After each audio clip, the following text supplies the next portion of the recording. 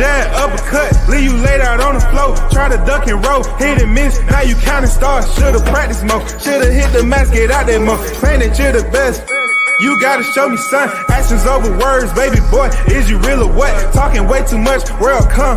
Back sports, talking way too much, world come. Back sports, talking way too much, world come. Back sports,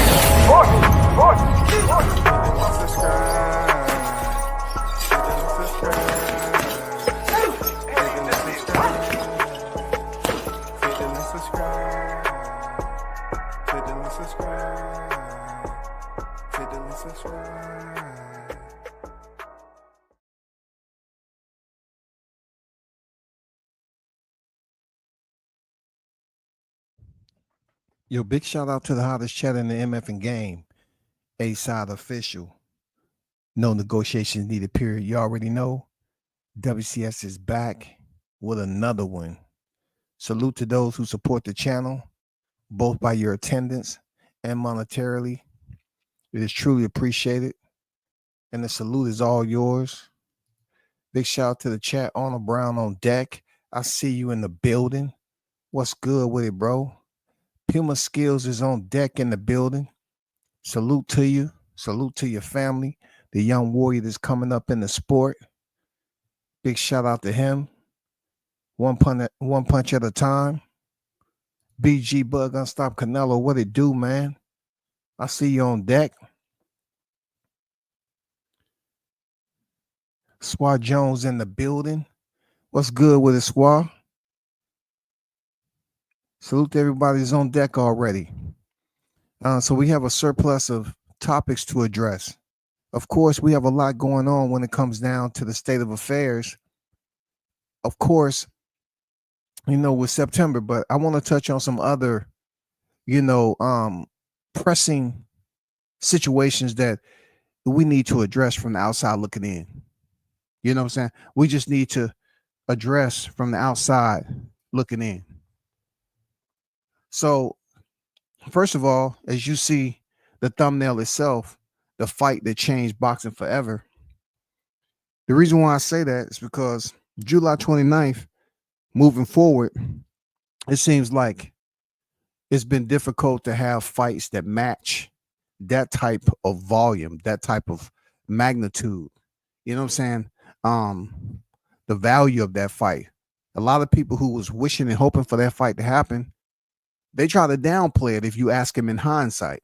The reason why they try to downplay it is simply they fighter didn't win. It's just like that. So they try to use all the, the weight drain and everything else. We're going to get back to it, though. We're going to get back to it. What I want to talk about, first of all, is the fact that the WBO president, Gustavo Oliveira, was on the Boxing Voice. And shout out to the Boxing Voice doing their thing. I do want to let you know that he said some things that, for me, I call them producer notes. I call them fillers. I call them, look, we call them on the street just bullshitting. Just talking just to be talking. And no one really cares about what they talking about or what you saying because you're not trying to make it make sense. That's what I kind of got from him on some of the questions that Ness was freaking asking him.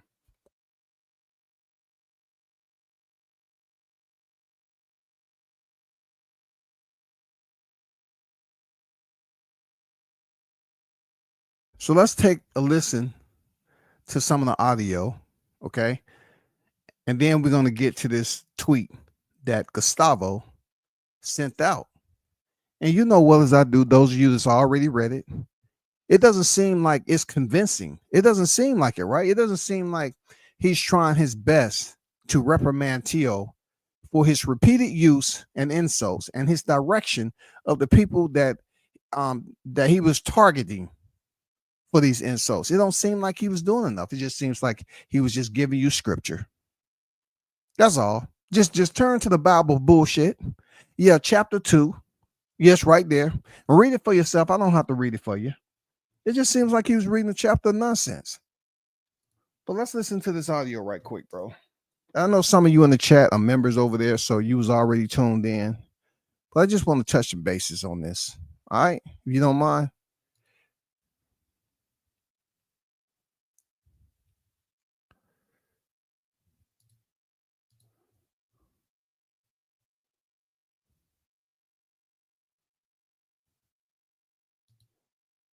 Pleasure. As long as whenever I can and I'm available, it will be a pleasure. Thanks for having me.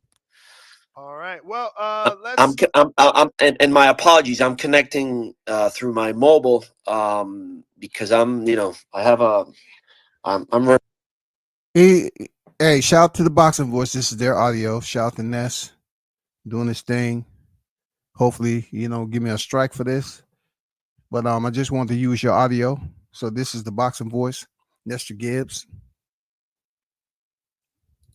remodeling my office, so I'm into it. No worries. Appreciate you. Oh, my pleasure, mama.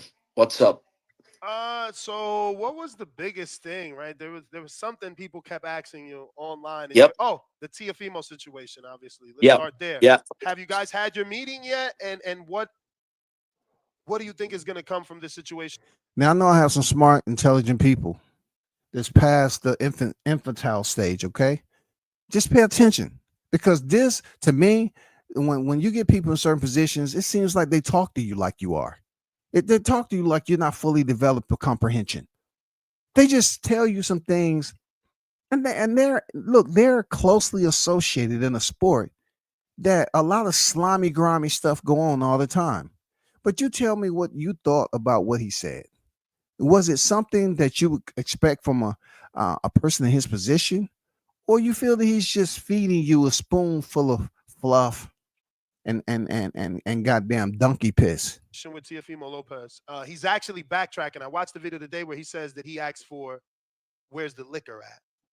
Right.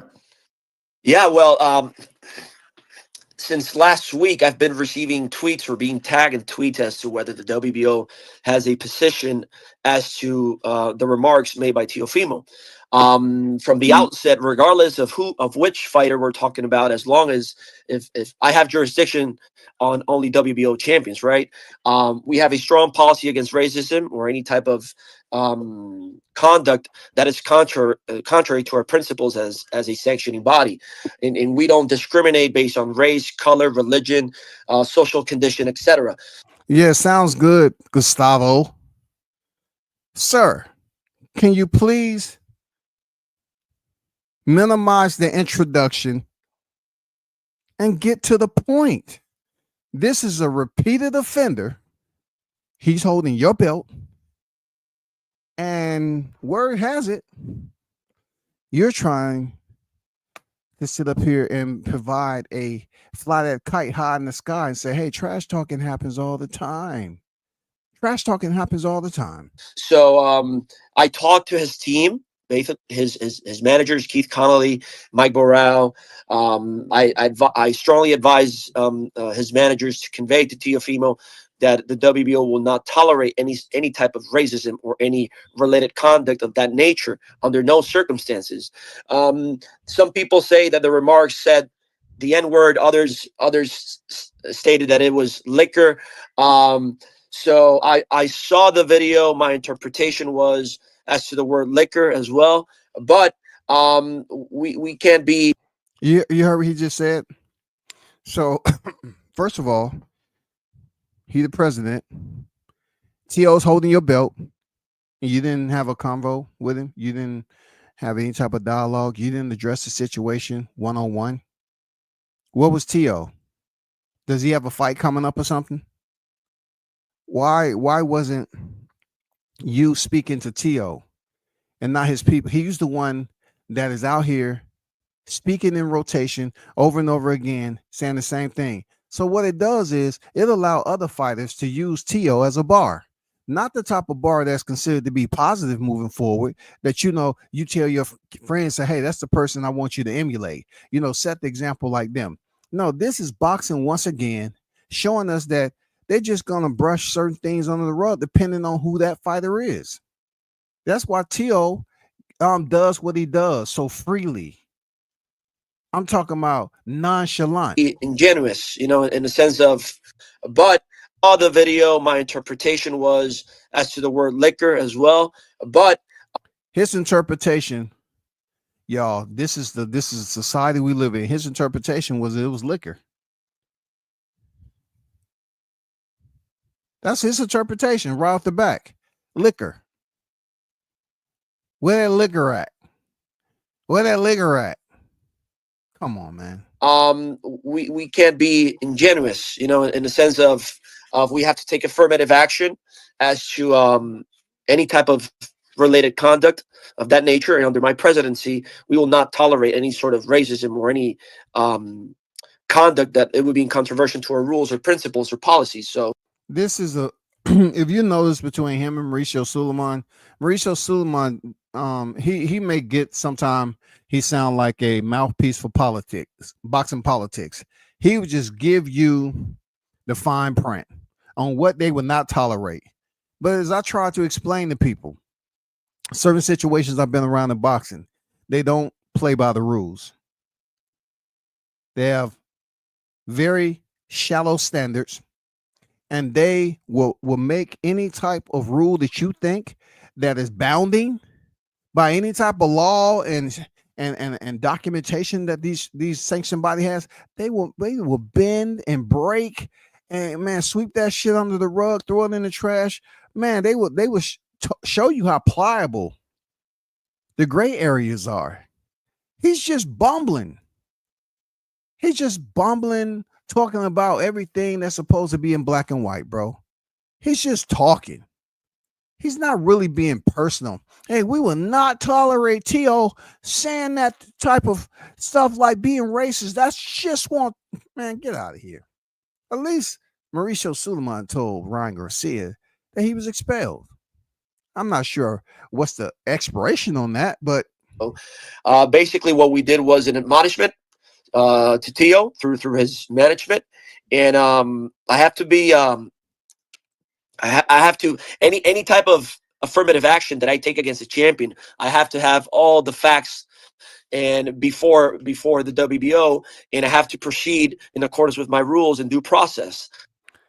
This dude is talking about due process. He talked through his manager, y'all. Okay? He's talking about due process, and he used a third party to relay the message as if he didn't have ample amount of time to do his own personal discovery.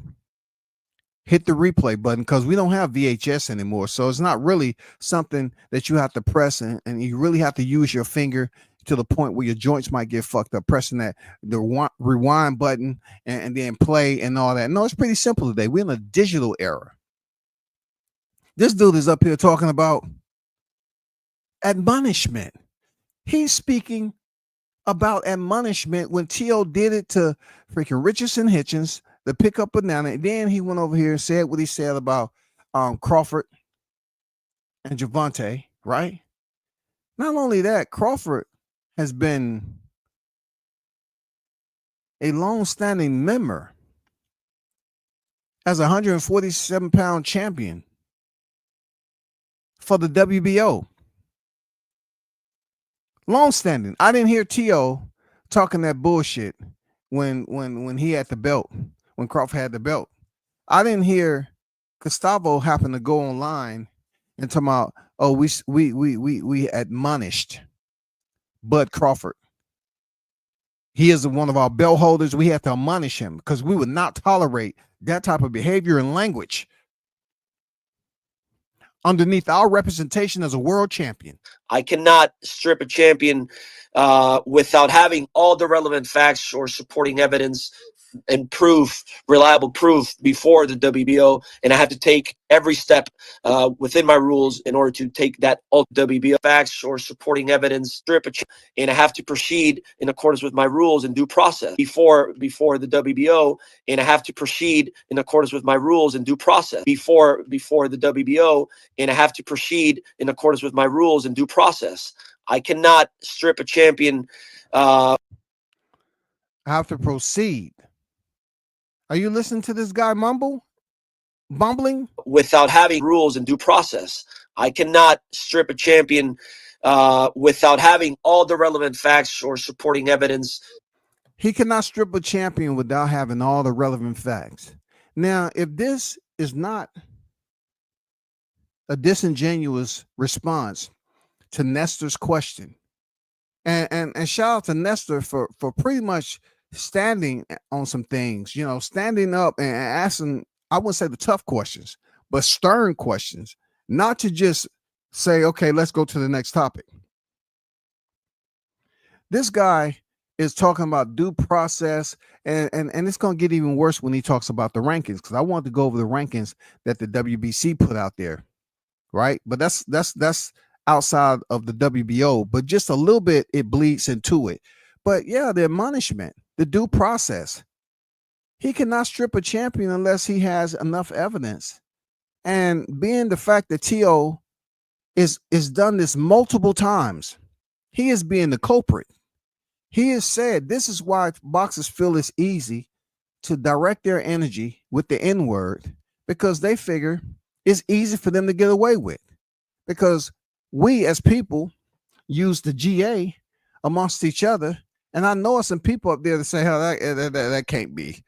That can't be that bad." They only feeling some type of way because he added the ER. I mean, what's another vowel and syllable? Come on. And proof, reliable proof before the WBO, and I have to take every step within my rules in order to take that ultimate action. You get me? Tone? Yeah, I understand that. But Tio, he's had a track record of kind of like innuendos, like when he said to snatch the banana from Terrence Crawford and Gervonta Tank Davis, then the eating of the banana with Keyshawn Davis, when somebody sent Keyshawn Davis some sort of racist box. And like I respectfully, I think Tio insults, right? I mean, he literally said on video with Terrence Crawford, "I'm doing it for publicity," and Terrence says, "All right, y'all see, that's why I won't fuck him up." But it's numerous different, like he's, you know, carried away. Exactly. Ness said he feels he's getting carried away. Isn't that just like a low, you know what I'm saying? That's just a straight to the point. That's the tip of the spear right there.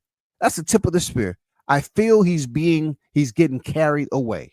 When people saying you're being carried away, that means you're loosely and freely believing that you can continue to commit this offense, not taking in consideration of those you may make feel some type of way, or others that this may be projected towards, being that your comments are abrasive and disrespectful. I agree with that. He's getting carried away with it, and Gustavo has proven to us that's why he's getting carried away. It's no problem. You're not going to tell me that Gustavo didn't speak to T.O. You're not going to convince me that he didn't speak to T.O. Come on, bro. Come on. You're not going to convince me of that. Yeah, No, trust me, guys. You have to consider. Remember, any WBO participant that is under our jurisdiction is entitled to certain rights, particularly due process. So, in order for me to strip a champion or take a definitive action that has significant consequences, I have to have all the facts, the supporting evidence, reliable proof. I cannot base my decisions on hearsay, on interpretations, on incompleted facts, misleading. I'm not saying that's what happened in this case. I'm just saying that there's a process that I have to follow before I take that ultimate relief, which is ultimately stripping a champion. I have to have everything in order before I take an action of that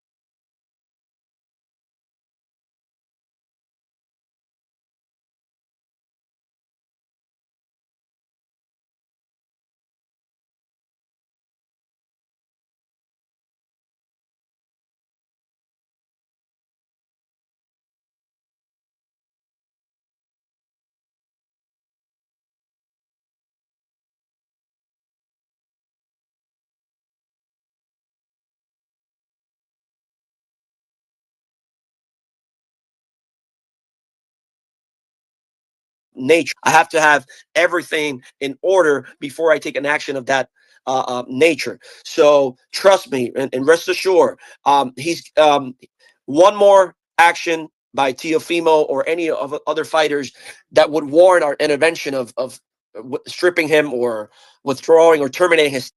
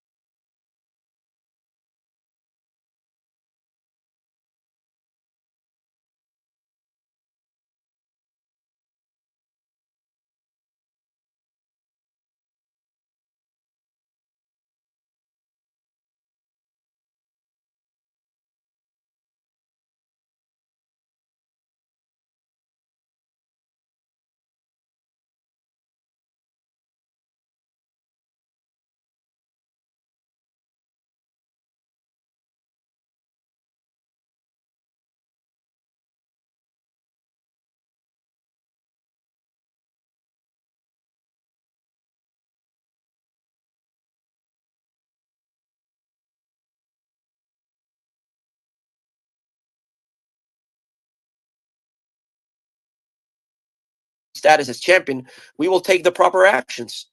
But I have to have all the proper facts, reliable proof, supporting evidence. There's got to be a process. Remember, I'm a licensed attorney, so I have to do everything in accordance with my rules and in accordance with the law. Right. But I'm saying he literally says he's done with the racism, so he's acknowledging that he is race baiting. So this is my deal, right?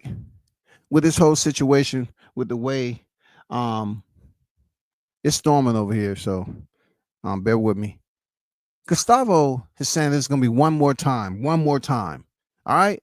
Don't even give you an impression that we're in grade school again. He's teaching us the alphabet as if it's our first time to comprehend such. Oh, so you're talking about phonetics. Okay, so what is this? We're going to talk about A through Z. He's trying to explain line for line the first 3 to 4 alphabets. Okay, he's trying to explain something that's so much higher, right? Much higher precedence than just the alphabet. He's trying to explain it in such a simplistic way to dilute it, in my opinion, because he said 4 times. He's already had 4 times. That was a Keyshawn incident. That was him with Crawford Tank. Then that was him with Richardson Hitchens. And then once again, recently, he said what he said when he was hitting the bag. That's 4 times. What is this one more time deal? What is the one more time? That's what I'm talking about. It's always one more time. Oh, one more time. That one more time is such bullshit. That never gets old. You do it one more time.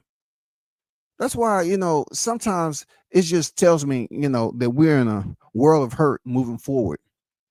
Because there's so many people that their main intent is to dilute,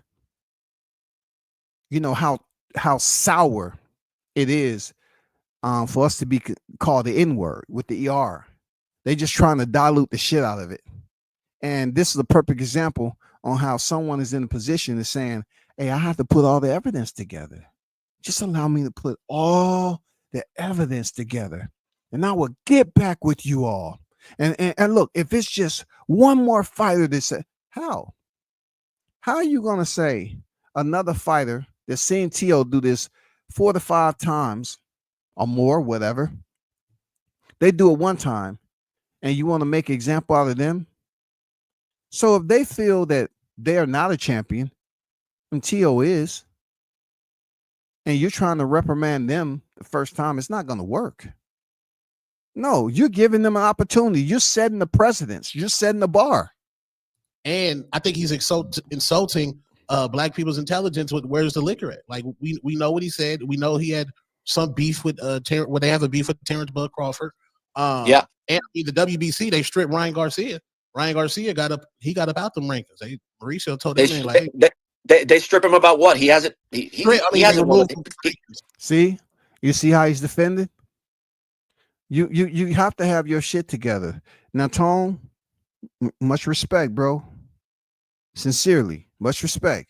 But you're talking to a guy who's going to be extremely quick to return fire on you when you speak of something like this, dealing with another president of the sanctioning body, because this is the network we're talking about. These people stick together.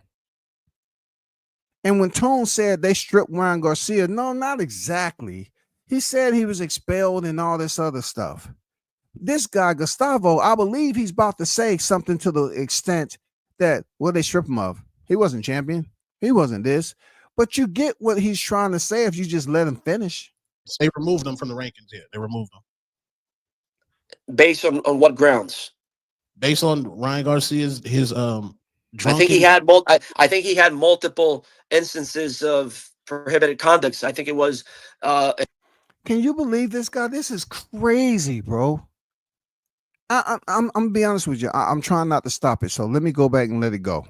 Multiple. It's on Ryan Garcia's drunken. I think he had multiple instances of prohibited conducts. I think it was he made multiple remarks.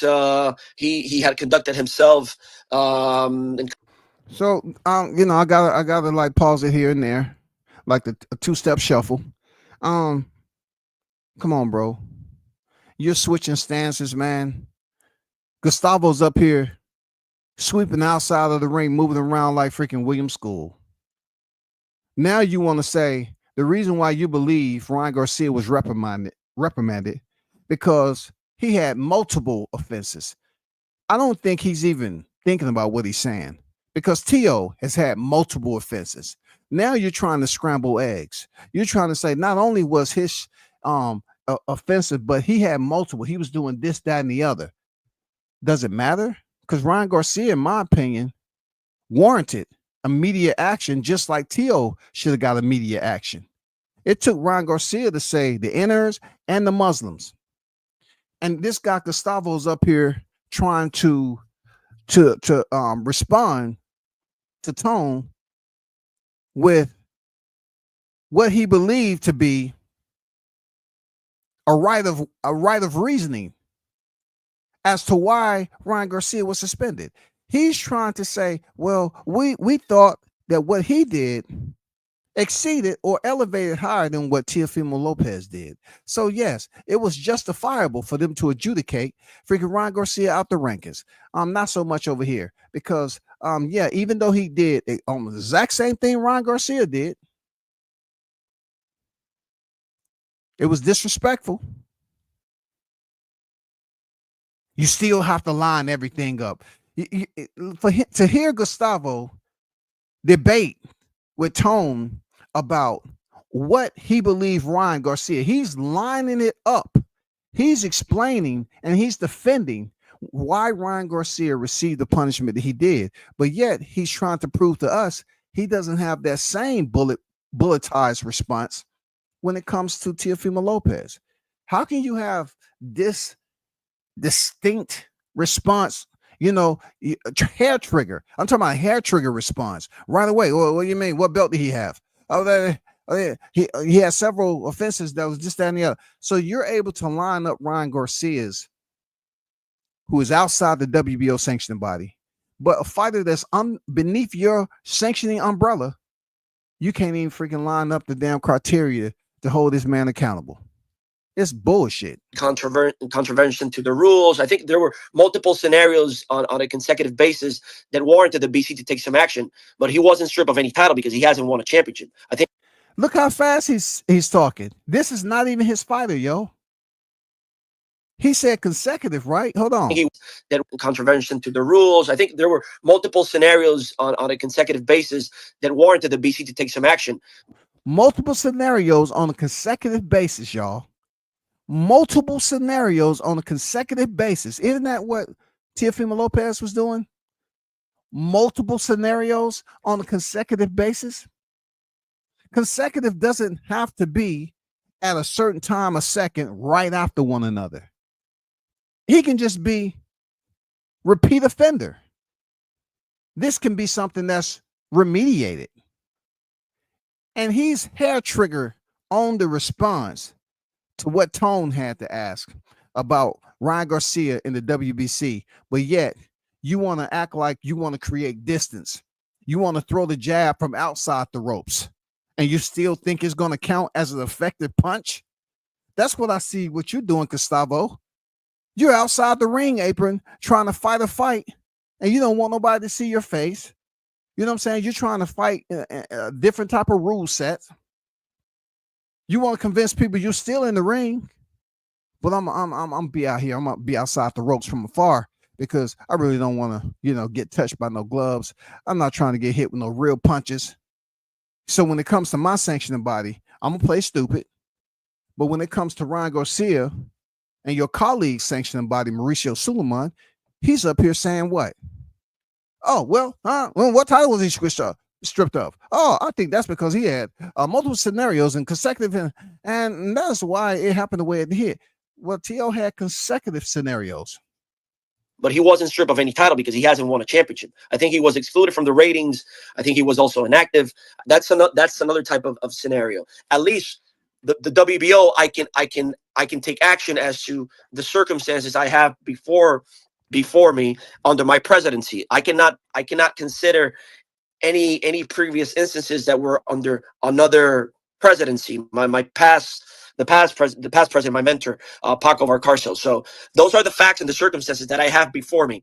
But certainly I'm going to be vigilant, because I can't remember.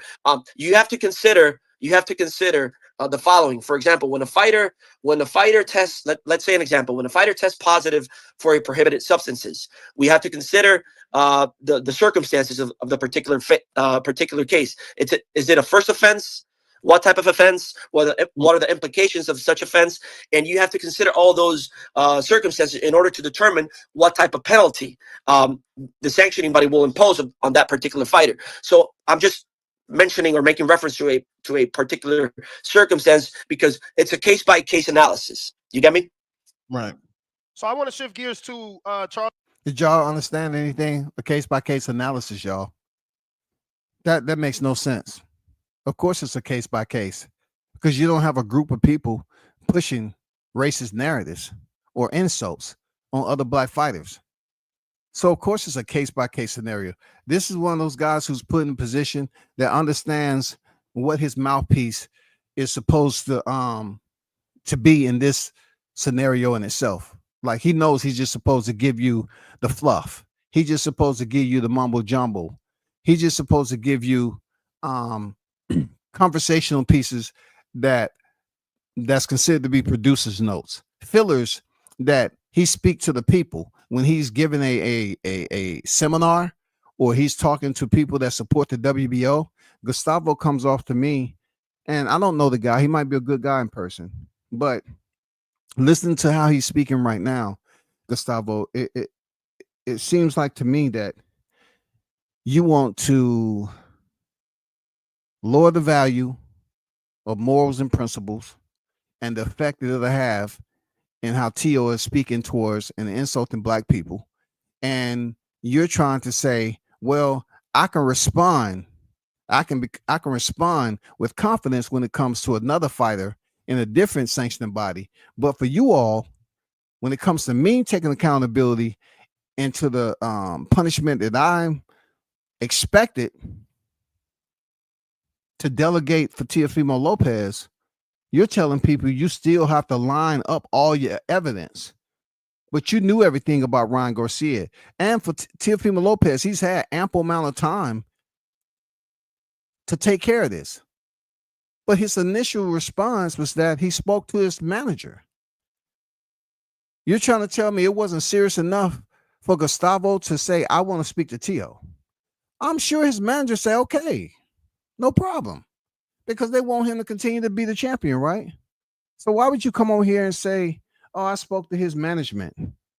That's who I spoke to. I spoke to his management. And that's the only people I admonished him.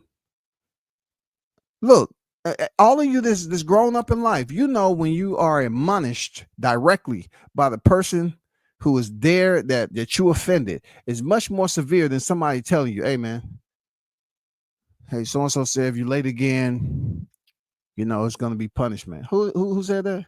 So and so. Oh, okay. All right, you got it. All right, he just told me to tell you this, that, and the other. It's not the same as if when they call you in the office and say, yeah, you know what time I set the schedule, you're supposed to be here on time, or blah, blah, blah, you did this at work, you were seen on video not doing your job, this, that, and the other. It's different when they call you in. But for Gustavo to be the president of the WBO, to me, he just gave, I mean, the way he went up here and delivered this was almost like he's in a position of authority, but he wanted to talk as if he's just one of the colleagues. He's just a bystander. He's just an intern. He gave us the intern verbiage. He gave us the intern verbiage, stuff that he's overheard. He really didn't want to put himself directly to say, I'm going to take care of this. Multiple scenarios, consecutive incidents, okay? That's just what T.O. has been a part of. He was so quick to say, well, the reason why Ryan Garcia got it, because he had multiple scenarios consecutive, and you know, he didn't get stripped of anything because he's never world champion and all that. He quickly snatched away Ryan Garcia's credit for being the interim WBC.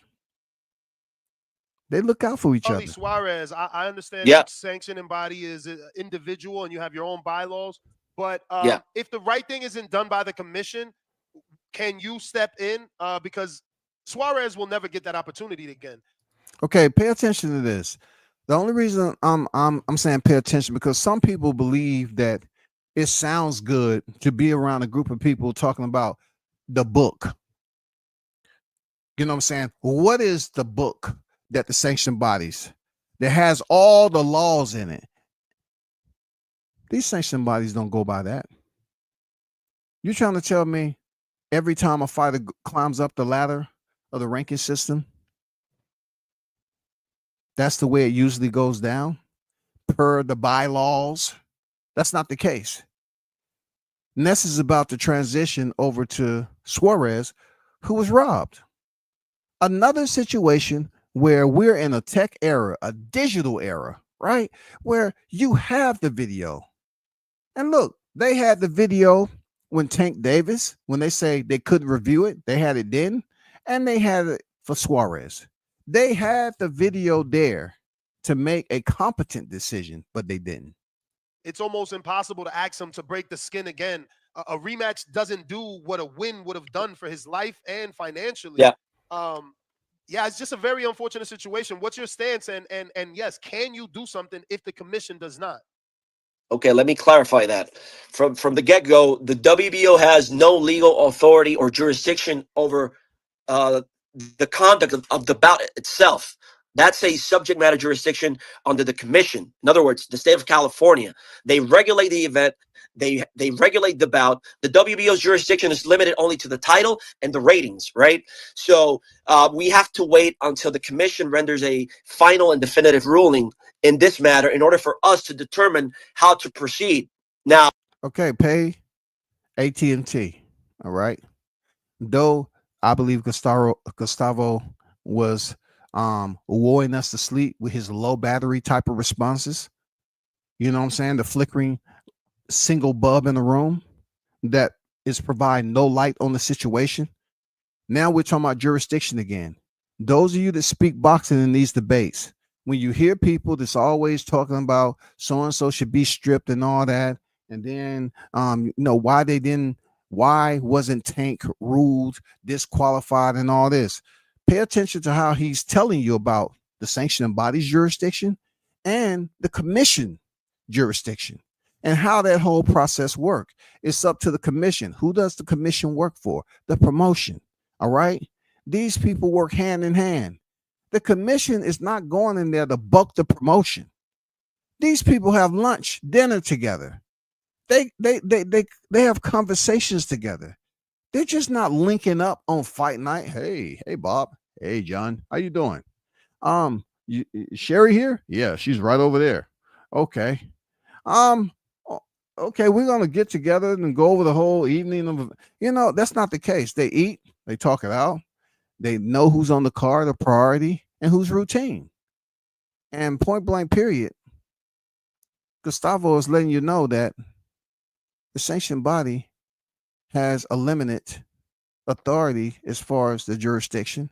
And then when it comes to certain decisions, just like we've seen with Suarez, and a lot of people, include myself, seeing clearly what a video angle showed that it was from a left hand, a vicious left hand that cut Emmanuel Navarrete. But once again, just like the Tank fight, they said it wasn't enough conclusive evidence for them to rule it to be a technical knockout. But yet they went to the scorecards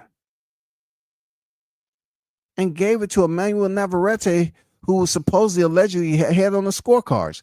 That should have been Suarez. This is the same situation that happened with Barroso, except Tony Weeks stepped in and robbed Barroso of a moment. And then he never could get back to that moment because he ended up losing after he fought his next fight. Now, as to your question, whether we can do something, we can surely do something, regardless of what the commission rules. We cannot overturn, change, modify an official result registered by the commission. In other words, if the commission now determines that they're going to rule this bout a no contest, for example, if that be the case, that does not prevent the WBO from taking affirmative action in the sense of ordering a rematch, if that would be the case.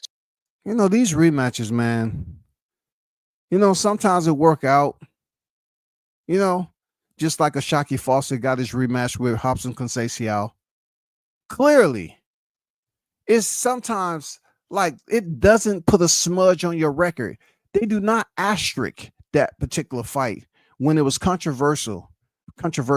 They don't. It's just, we can give a rematch.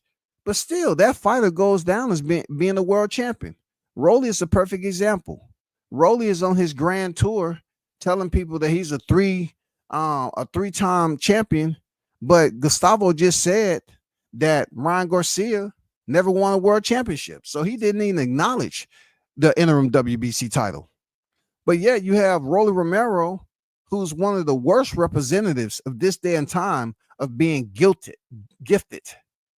championships, with the Jackson Marinez fight, being stopped by Tank, moved up with no titles after a knockout, inserted into a position, and certain people want to talk about, the bylaws. You sound crazy. You sound stupid. I love when people try to sound like they're so educated and they don't attend any. You didn't never see them out there attending any fights to get the real scoop from behind the scenes. This dude moves up into the sanctioned body where a fighter tested positive. And he can't even really get the job done.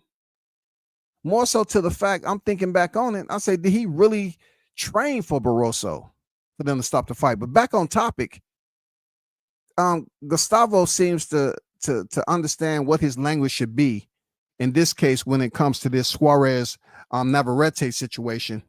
The no contest and everything. Look, it's easy to order a rematch. But still, Navarrete goes on the books, if they don't change it to a no contest, to being victorious. You know what I'm saying? Suarez takes the L. We've seen this shit happen. A more definitive reason, let's go back to the Ostarine. That's when it gets clear that the commission can step in and say, we can overturn this to a no contest because it was performance-enhancing drugs. That's a more definitive conclusion. So as a matter of deference and respect to the local commission, which has the jurisdiction over the conduct of the bout, once they make a final and definitive ruling, we will convene as a committee and we will determine the next proper steps in accordance to our rules, whether that would be an immediate rematch, etc. But we can surely take, our rules provide me an alternative to as to this issue. He said, we will convene as a committee. Now we're talking about committee. We're talking about the group of people that he see all the time that works beneath the WBA's umbrella. Now, where's all these people when it came to basically rendering the decision that Teofimo Lopez has crossed the line several times? He was up there, oh, you can't do this. You can't strip a fight of this unless you put all the shit together in order. Bulletize it, step by step. Lay the evidence out there for everyone just to review, so we all as a committee can come up with a decision. But now he's talking about all this other stuff for a fight that clearly was controversial. He has all the right words to say about how you organize. How do you properly organize a situation if you're doing any type of review to come up with a reasonable conclusion, a fair conclusion? He seems to know this about Navarrete and Suarez, but he don't know shit when it comes to Teofimo Lopez and what he did. Between Navarrete and Suarez. And what was the fighter that Suarez fought to even get ranked? I think Suarez defeated Cortez. Cortez was highly ranked. Andres Cortez, if I believe correctly, for a WBO regional title. I think Cortez was highly ranked. I hope you're right, because I thought Cortez was undefeated. What the heck? Yeah, he's undefeated. Can you check a box rec? Yeah, he's undefeated. Let me see. Let me check that. Let me check that real quick because let me check. Let me see. Let me see. Cortez is 23. I'll tell you right now. 12 knockouts. For those that are just tuning in, we're live with the WBO president. Now I'm about to cut this off in a little bit and transition up out of here. I just want you to check some things out. Audio wise, the Boxing Voice did an outstanding interview as always. Having the president and getting down to the core of the answers that we need, dealing with certain situations when it comes to boxing. You may say that racism doesn't pertain to boxing. Yes, if you have a champion, a human being that is representing your belt, he is the lineal title holder at 140 pounds, of course. I was expecting more due diligence from Gustavo Olivieri, and he is now Olivieri, and he's now checking the status of. He wants you to say his name correctly, though. Got him ranked. I'll tell you. Let me see. So he got to look up what we're talking about. 17 weight classes, 15 fighters per weight class. That's 255 fighters. So that could. What does that got to do with the mother effing question, dog? Be let me see. Let me see. He has not won a WBO regional title, but he's got the merits to be rated, man. He's fought 10 rounders. He's fought 8 rounders. Technically, Nelson, per the ABC. He called Ness Nelson. He just corrected Ness on his name, and Ness should correct him on his name. He called him Nelson. Let me see. Per the ABC ratings criteria, a fighter may receive a top rating within the sanctioning bodies. To WBO is within the top 15 if you have at least 2 fights scheduled at 10 or 4 fights scheduled at 8. So technically, he's entitled to be rated if he was requested to be installed, and he was requested to be installed and within the top 15. You see how fast this guy? Yeah, he requested to be installed. He was highly rated. Requested to be installed, highly rated. You know what I'm saying? Just fast talking. Like people ain't paying attention, dog. He said, "Oh, he was highly rated because he fought 8 rounders, 10 rounders. Yeah, that's what gets you there. So people that want to dip into goddamn their own so-called boxing Bible is not going to work over here, because clearly these presidents go by their different rules. Of course, you're going to have some paperwork in place so everything can look like it's supposed to. You know what I'm saying? So the standard operating procedures, you can have the documentations to reference, of course. But you're talking fast, sir. You're talking fast. And for you to say how Cortez was ranked, all you're saying is highly rated. He did everything he needed to do to be there because he was fighting 10 rounders. Forget who he fought in the 10 rounders. He did everything he needed to do. Now the question is, when you say and requested, just to be clear, when you say requested, that's requested by his team or by his promoter?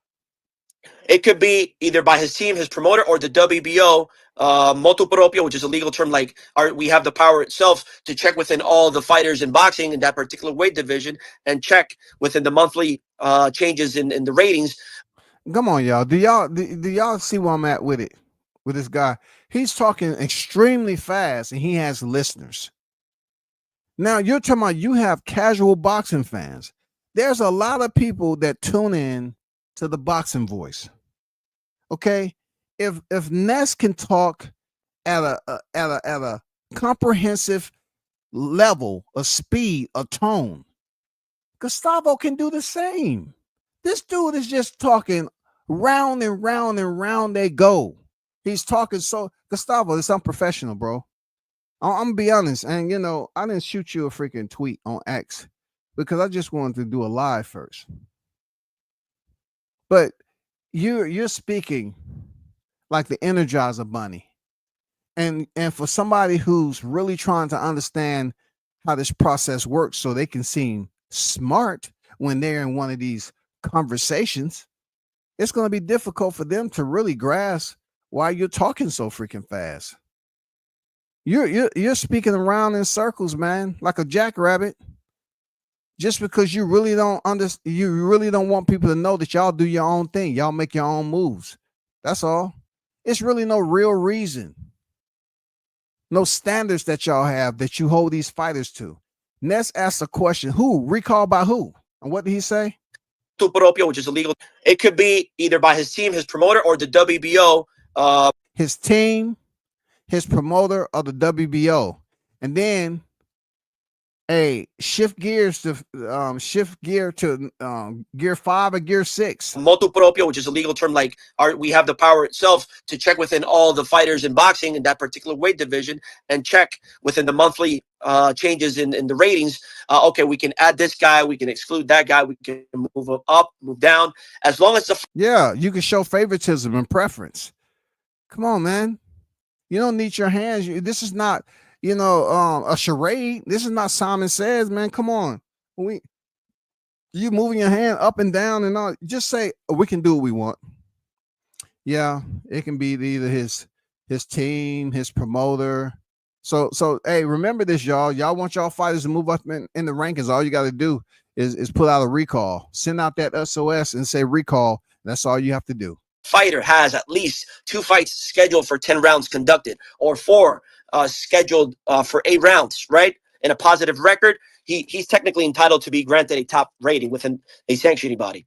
Now the question is, and I have to do that due diligence, what was his track record to? I'm gonna leave that right there. You all can check out this video whenever you have time.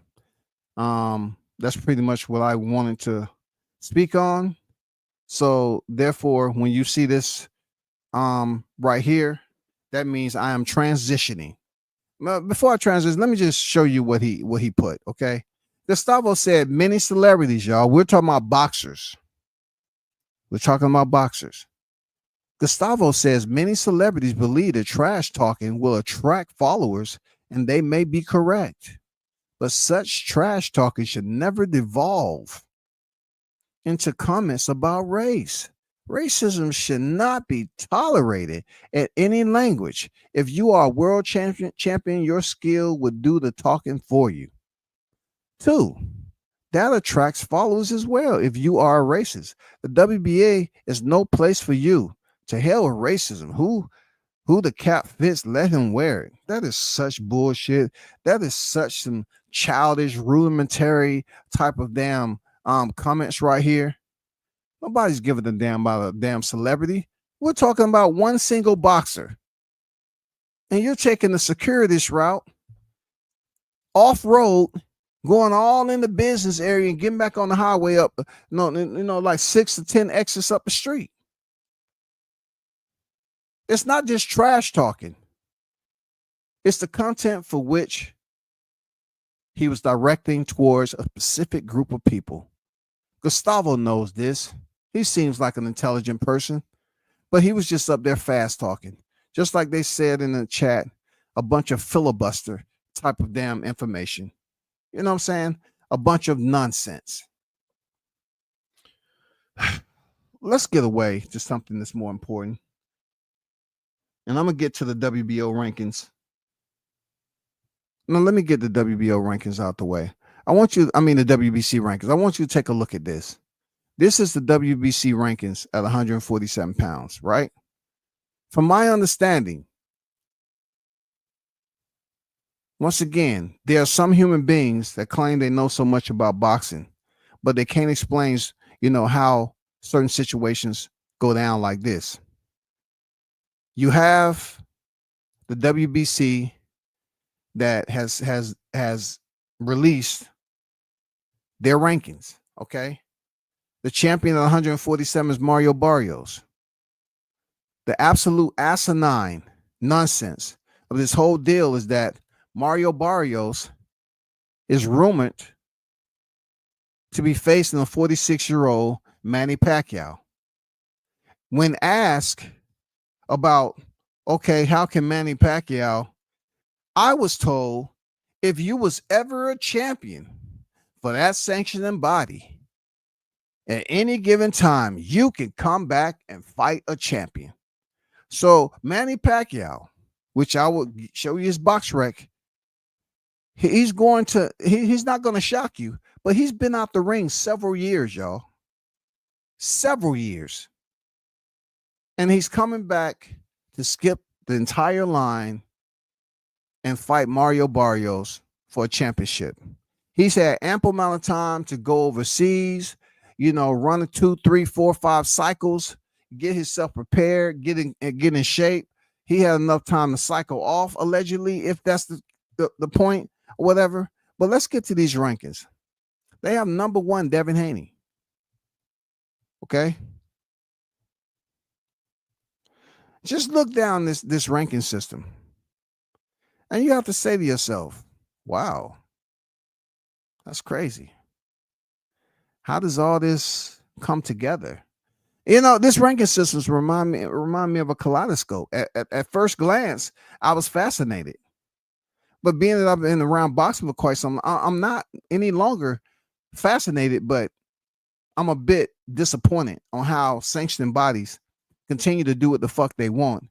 But yet you have so-called boxing fans and aficionados. They'll come out here and tell you, oh, this is the why they did this. This is why they did. The sanctioning bodies do what the fuck they want to do, when they want to do it, how they want to do it. Devin Haney, I don't think he even had a fight yet at 147. I don't think he had a fight at 147.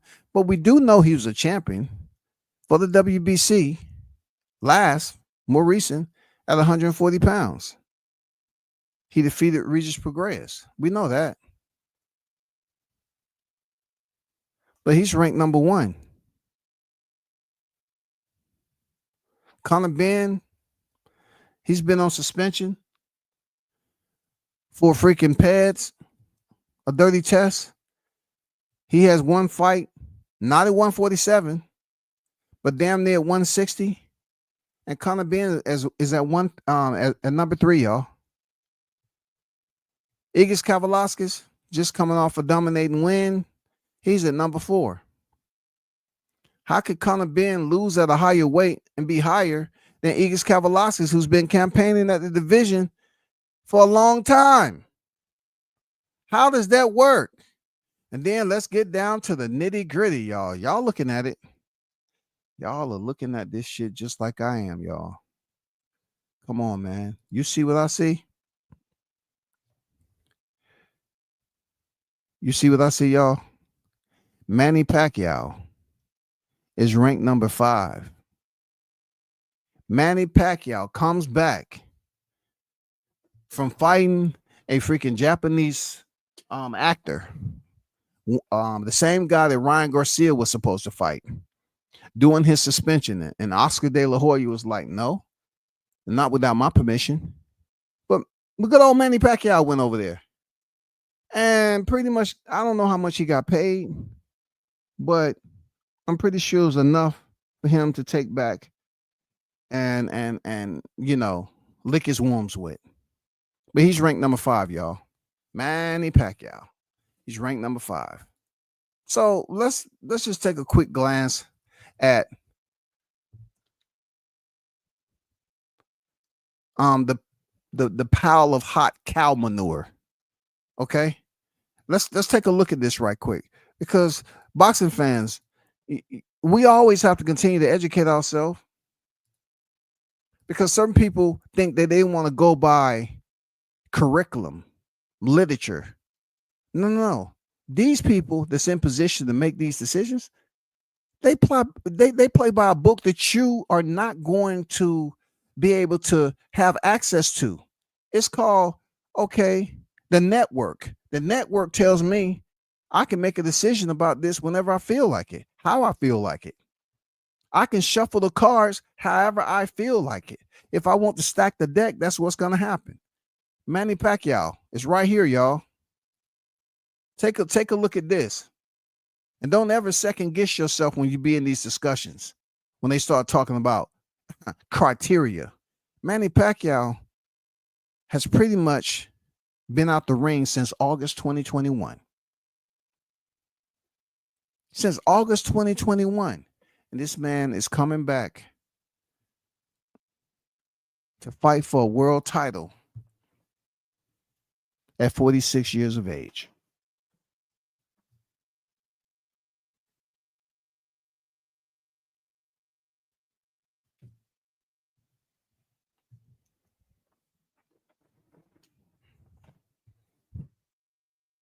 Is it any selective outrage on that? Manny Pacquiao, y'all, is taking the bus back in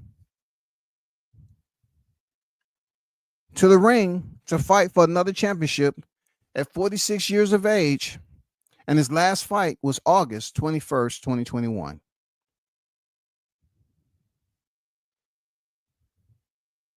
This man been out the ring for like 4 years. We're not talking about that bullshit ass fight he just had, but being out the ring that long and to return and get put into a position, please, fight fans, do yourself a service and don't let people try to bring up criteria per the sanctioning bodies on how they do business to rank people. If anybody that you consider to be sane tells you some shit like, hey, you was a champion at this point. No, that doesn't work for everybody. If you was a champion and you damn near 50 years old and you call up the sanctioning body, hey, I want to come back and fight for a championship. Huh? You haven't fought for 4 years. No, we can't do that. Okay, it's happened for Manny Pacquiao. You tell them, okay, it's happened for Manny Pacquiao, why he's getting the shot. That makes no sense. It gives boxing another black eye. And to be straight up with you, I don't think boxing even cares, because, like I say, boxing is not an entity. Boxing is not considered a single mask when it comes to a sport. You have people that compete in the sport of boxing, but boxing as a whole, you cannot group it together like a solid mass of clay. You know what I'm saying? You can't do it. You can't group it together like the NFL. The NBA. You can't. It's just too many areas that's not controlled, that people are not being held accountable for. And to see Manny Pacquiao, who has now 8 losses and been stopped 3 times. And then if you go down here, this is the guy. Look, let's go all the way down now. I think this is his 12th fight right here. Turki, where he was KO'd in round 3. Yeah.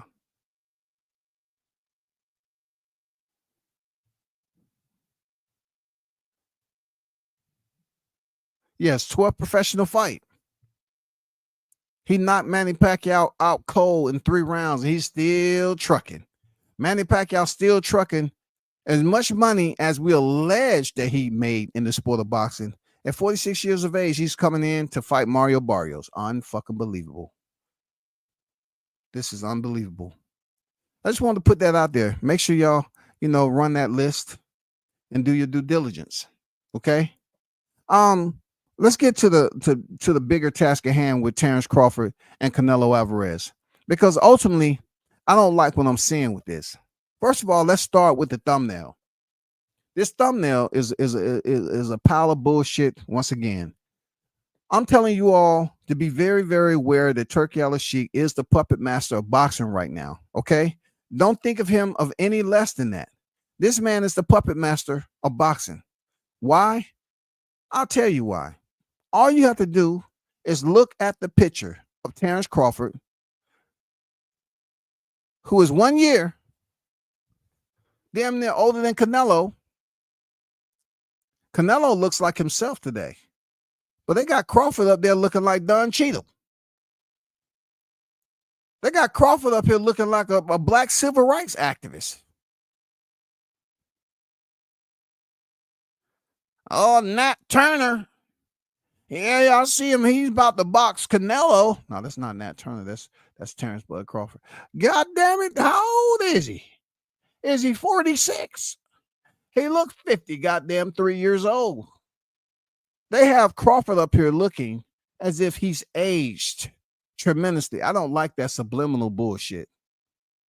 I don't like that. If you're going to put both fighters on a motherfucking thumbnail or a flyer, why can't you just put this shit correctly? Why can't you give both fighters their respect, their fairness, and put them in there like they look as they look like presently? Canelo looks like how he does right now. Crawford picture, no. They aged him a little bit. I don't like that nonsense, man. I don't like that nonsense. But besides that, let's get down to the nitty-gritty. Turki Alalshikh tells Ringside Magazine he has decided the Canelo Alvarez Terence Crawford Riyadh season super fight will take place Saturday, September 13th. This was the original date, and then it was moved to 12th, and it was moved back to the 13th. Y'all, I'm telling you, Turki Alalshikh is having fun just puppetizing and pulling out strings as fans. His team is just having a good old time. Bro, with all that money, y'all can't lock in Allegiant Stadium. It goes on to say,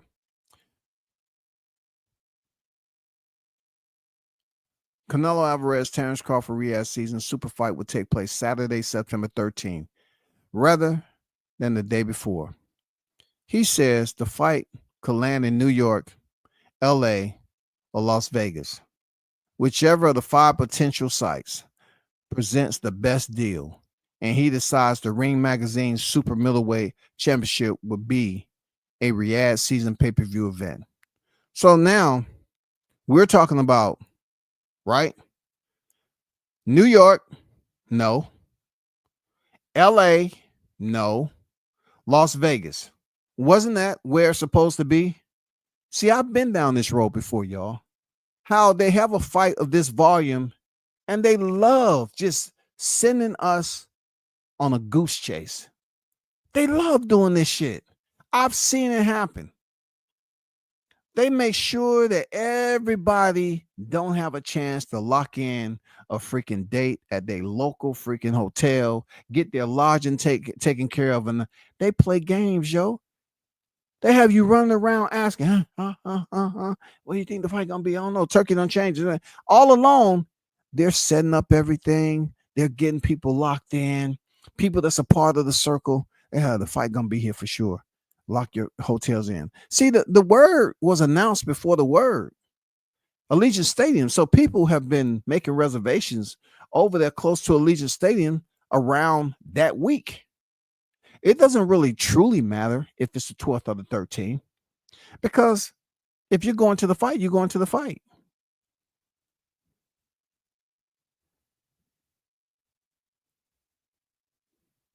But where you book your hotel, if you booked it somewhere close to Allegiant Stadium and the fight is going to be in Los Angeles, yeah, you're going to feel like shit. It's going to be in New York. Yeah, you're going to feel like shit, because then you're slapping yourself. But that's what happens in boxing a lot. Not only that, I totally get that Turkey is putting up the money to get these fighters paid. But always remember this, y'all. Once again, understand it's certain things you should keep in your Rolodex. Not just numbers, but just little one-liners, one key notes. Turki is playing the game. If he's going to put the money up, he's going to play games as if you're pawns. You know, like this is Sesame Street all over again. He's going to play the fans for a fool to get you all full of anxiety. When all you have to understand is he's putting up the money, he's going to do this type of shit. And plus, the press conference. You remember when I said, man, I can't wait to see what the press conference is going to be. The press conference is going to be in Saudi Arabia. Imagine that. You're going to have a fight over here, supposedly, at Allegiant Stadium, but you're going to take the presser. You're going to take the presser over in Saudi? That's selfish. That's selfish. You're going to take the presser over in Saudi, but have the fight over here? That's selfish, yo. But when you're putting up the money like Turki, Turki's like, man, I really could care less how y'all feel about where I'm having a press conference. You keep talking that shit, I'm gonna have the fight over here in Saudi. So my people can enjoy the fight. And you all can sit at home eating skinny popcorn and chomping on freaking glizzies. Turki is the ringmaster of boxing right now.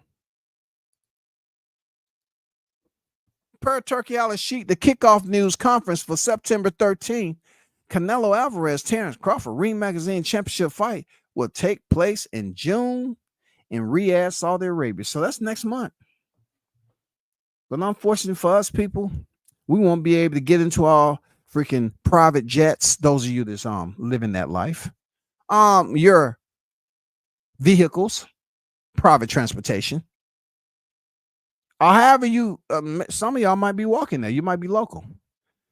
But you won't be able to go this year to one of the biggest fights of the century because Turki Alalshikh has proved once again that if he's putting the money up, he's going to pull the strings.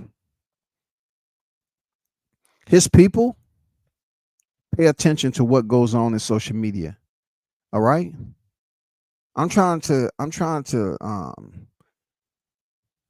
disperse this information as lightly as possible. All the feuds that goes on out here on social media, all the quarreling, they pay attention to that. When he hears people, when he hear the little content creators out here having all these debates and arguments, they pay attention. Just like he did when he canceled the Crawford Canelo fight first time. And I told you all, I said, there's no way that fight isn't happening. The fight is happening. He say he put the false information out there just to see how we would react.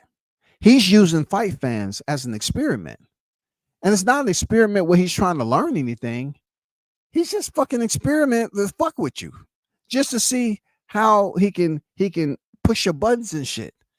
How you out here all in disarray. That's all he doing. He don't give a fuck about how you feel. He's rich. He's rich, bro. You're not going to hear me talk about how he's losing money. Because over here in America, we talk about money. So-and-so's losing money. Well, guess what? Turki just spent $13 million on Times Square, and he's going to spend some more money to have it in Central Park. So is he making money off that? I doubt it. Are you going to be up here talking about the gate? I doubt it. Are you going to talk about Crawford Canelo not being over here in the States for the first presser? Yeah, you're going to talk about it. But how stupid they're going to sound is, oh, man, that's fucked up. Turki having that over in Saudi, man. I told y'all, man. He's spending all that money having them over in Saudi. He can just have it here. I'm pretty sure either way it goes, he's spending some money. I'm pretty sure. However the currency flows, he's spending money. But when it comes to what we think should happen with Crawford and Canelo Alvarez, Turki Alalshikh don't care shit about that. I do believe Turki gives a damn about boxing, but in a very pompous way. he cares very little about the US fan base. Because it's been so much that transpired over decades that we didn't try to stick together to try to keep boxing active. You have voices over here saying the other side of the street and shit all the time. I mean, all we did was argue. Scandals and all this backstabbing, betrayal, the shit that goes on social media with these motherfuckers. It's been going like that for a long time since social media was popping over here on the YTC the last 6-7 years when we talking about boxing. You think these people ain't been paying attention? So when he come over here and deprive us of one of the biggest fights, like Crawford, he should get more respect because he already had one fight over here, the first fight for Turki in LA. So I don't think he's going to take this fight from us, but I don't put nothing past Turki, bro. The fact that he's changing the dates from Allegiant Stadium tells me that is the play for them to make sure they lock in all the hotels and shit, everything they need. Then if they announce it and it's going to be at Allegiant Stadium, well, all along, he's released a tweet that's saying it could potentially be in LA or New York, outside of Las Vegas. Y'all can be like, damn, I should have kept my reservation. My advice to you all, if you have booked over there at Allegiant Stadium, close to Allegiant Stadium, rather, in Vegas, if I were you, I would keep my reservation all the way up to the last minute because, goddamn it, they have to release where the fight is going to be. I wouldn't go up here canceling. Now, what I expect to happen with Turki, since he is the puppet master, the ring master of boxing, don't be fooled when he say, "Oh, the fight might be in New York." Mike Coppinger, that's his puppet now. Mike Coppinger releases stuff. He believes that if since so many of U.S. freaking listeners and boxing fans showed him how important Mike Coppinger was, he even purchased his page and all that shit. So now he has a messenger, yo. And look, Coppinger is no different than Paul Revere. He's still galloping around here with his head cut off.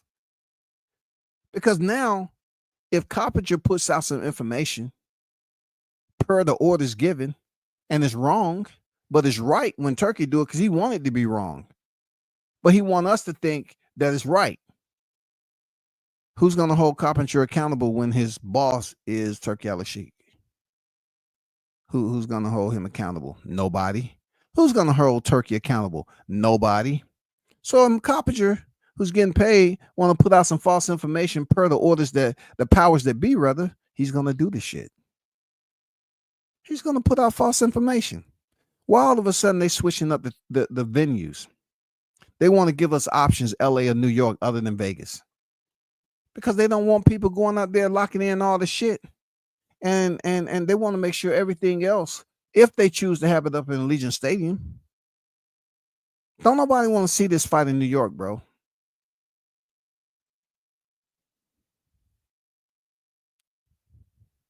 You want to break pockets. That's not a contribution to the fight card. You want people to roll in New York that has limited space availability. You damn near gonna have to stay across the bridge and be footing it all the way back over there to that place. What about LA? Not too bad. Not too bad. Either way, Las Vegas, LA, I would rather those be the spots rather than New York. But don't be surprised that there's changes that take place. Real talk. Don't be surprised if it's changes that take place. Now, looking at this flyer, Turki, come on, man. Your people, man, are putting Crawford out there like he's looking, 49 and a half years old, bro. They trying to make that man look like Don Cheadle. Like, goddamn, you making him look like he looking like he's scared. Look at the expressions on Crawford's face. Why? What is all this about? What is all that shit about, man? Don't make any sense at all. Shout out to Jay in the building, Surf Senior in the building, Blue Hustle in the building. 1, 2, 3, 4, 5. Right? 1, 2, 3, 4, 5. Motherfucker trying to teach us numbers and shit. Man, come on, man.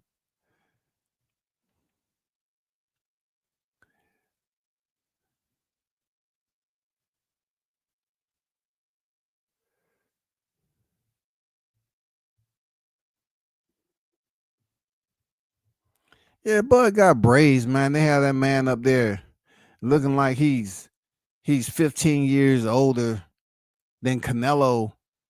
That's just wrong, man. You know, people should take it serious with Turki's agenda. Just think about it. If you was paying money for something, you're gonna run it how you see fit. It's just Turkey is playing ball on such a wide scale landscape that it's affecting more people now that he's making these fights. He has people just like eager to know what his next move is. You have anxious boxing fans, they're more willing to just sit there. Wait. You know what I'm saying? They're starting to treat him like he's a hierarchy. Real talk, they're really trying to treat Turkey like he's this some type of godly figure in boxing because he has all the money and he's paying all these fighters big paychecks.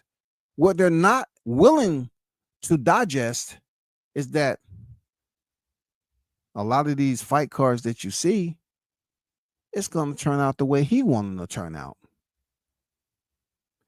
And unfortunately, I believe that Crawford Canelo is not going to be, I don't know, man. It's very hard for me to stay away from conspiracy.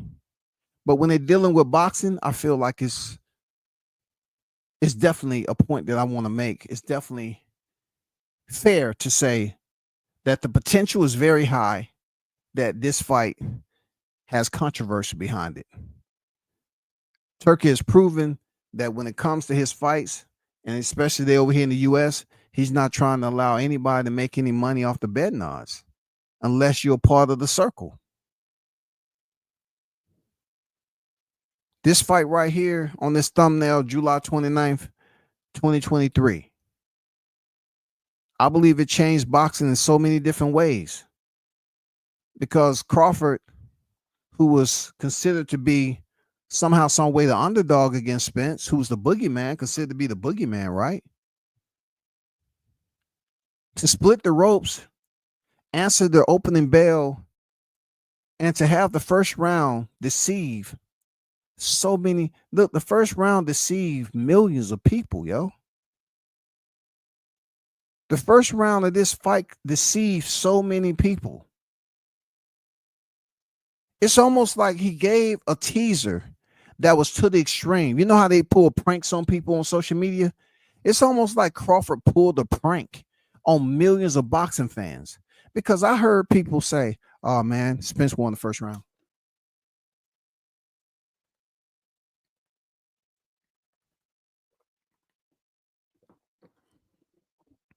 Spence won the first round. Yep. Spence won the first round.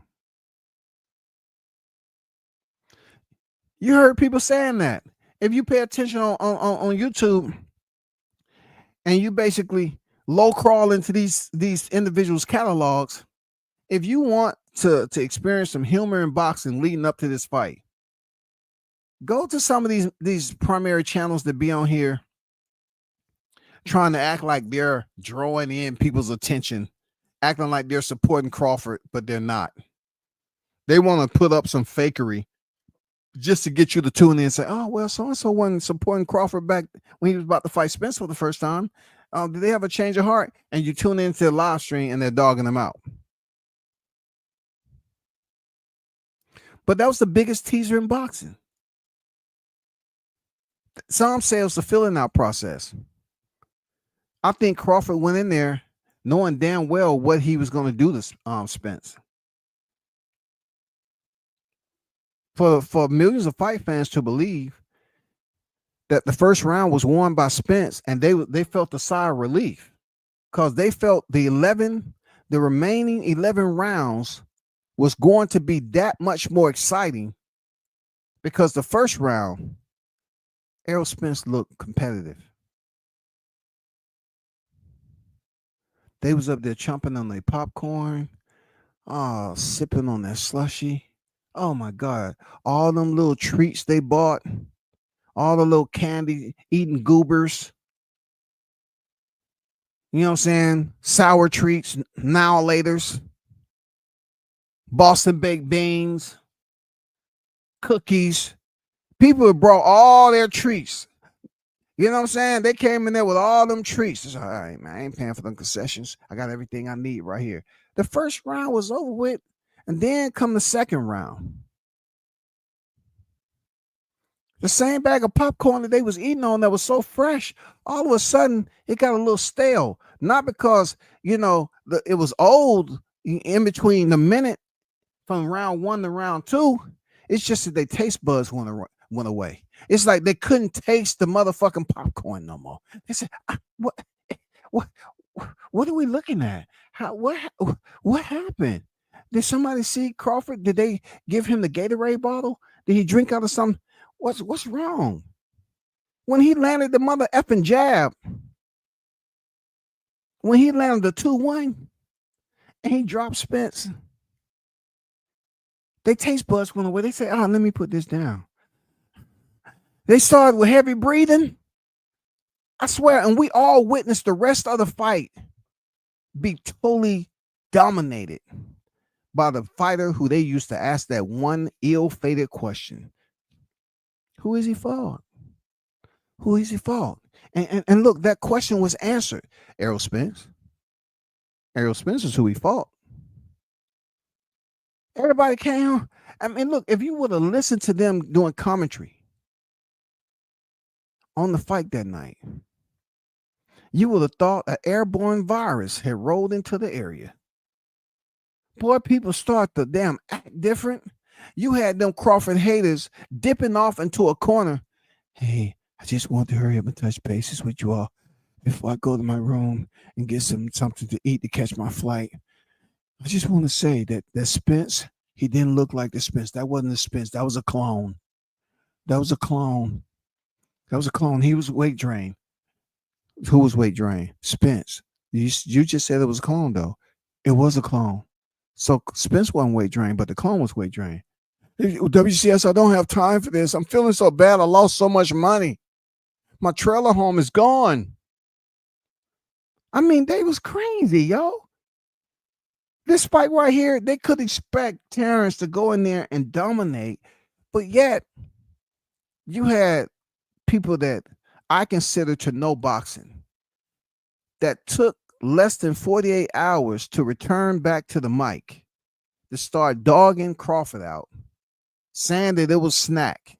He was on snack, but yet they don't have any credible evidence. They don't have any type of study. They haven't gotten human beings together on snack to say these human beings have more strength than the average boxer in the sport. Not only that, also you have to take in consideration that when you talk about weight draining, Spence was high. Well, what about when Spence said he was going to break Crawford like Kunta Kinte, man? I was there at the presser. People was laughing. I'm telling you, there's a lot of white people laughing at that joke. I'm serious. I was paying attention. When Crawford said that, oh, okay, all right. He said, I'm going to break him like Kunta. That's hilarious. I'm Barry. What do you think? You know, it's just when white people laughing, it was black people laughing too. They thought the shit was hilarious. But I don't know, Crawford, he didn't respond like I thought he responded that. I guess he knew already. And for the fight to go the way it did, and for Crawford to earn the stoppage, this goes down in history as one of the fights, in my opinion, that changed how people would view big fights in general.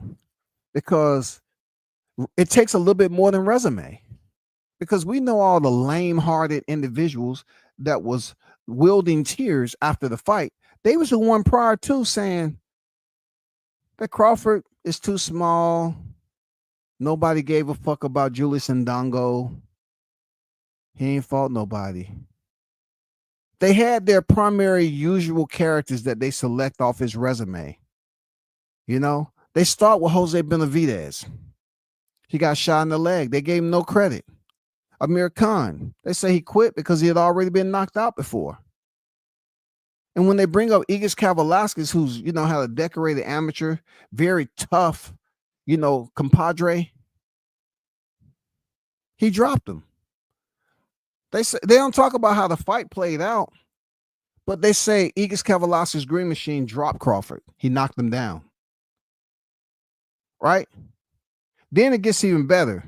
They start talking about Crawford need to fight somebody off Spence's resume. Okay.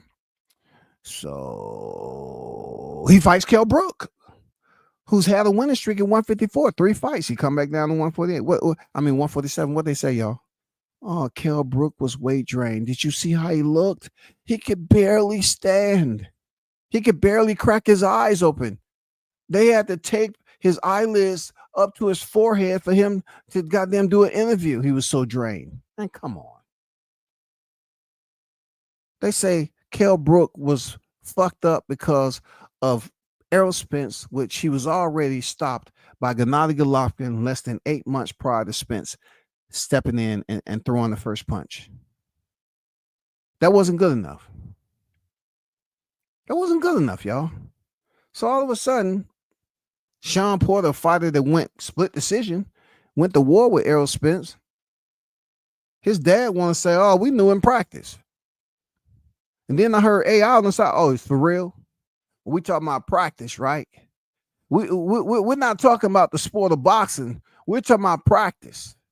The same assessment that you gave your son to say that he wasn't ready, Kenny Porter, is the same assessments you could have called up Team Crawford and say, hey, we're not about to go in here and take this $4+ million check.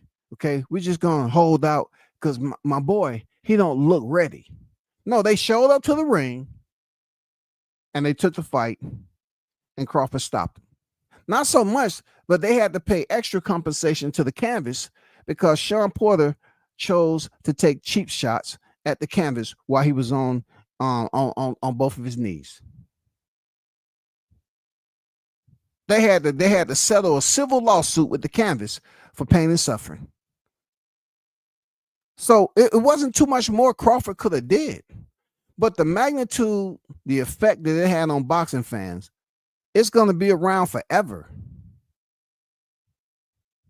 And the people to blame for the shock value being as high as it is those boxing fans who felt like it was easy to just say popularity wins every time.